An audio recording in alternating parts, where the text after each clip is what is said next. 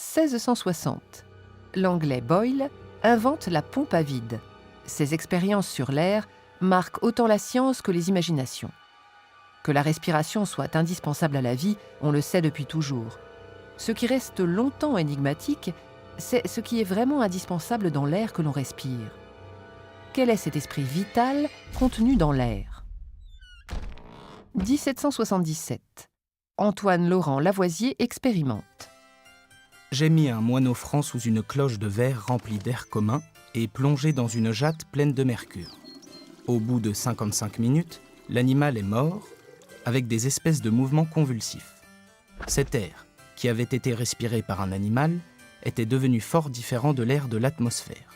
Il précipitait l'eau de chaud, il éteignait les lumières. Lavoisier remarque que le gaz produit par la respiration ressemble au gaz produit par une combustion. De même, combustion et respiration ont toutes les deux besoin d'air atmosphérique. Coïncidence ou sont-elles identiques ?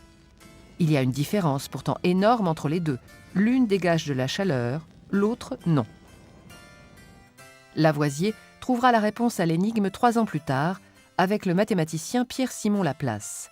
Ils introduisent un cochon d'Inde vivant dans un calorimètre de leur invention et mesurent la chaleur qu'il dégage en dosant la quantité d'eau produite par la glace fondue.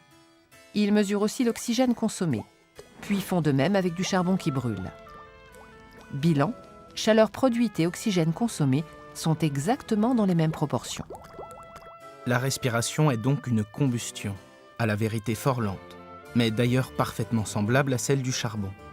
Elle se fait dans l'intérieur des poumons, sans dégager de lumière sensible, parce que la matière du feu, devenue libre, est aussitôt absorbée par l'humidité de ses organes. La chaleur développée dans cette combustion se communique au sang, qui traverse les poumons, et de là se répand dans tout le système animal. Lavoisier se trompe sur le lieu de la combustion. Elle n'a pas lieu dans les poumons, mais les muscles. Mais il a parfaitement identifié le principe de la respiration. Il travaillera ensuite avec le chimiste Seguin, dans le rôle du cobaye, relié à ce qu'il nommera cette fois un respiromètre. Il prouve alors que les besoins en oxygène dépendent de l'activité physique. Les expériences de Lavoisier sont interrompues brutalement par son exécution en 1794 pendant la Terreur. Reste une œuvre fondatrice de toute la chimie moderne.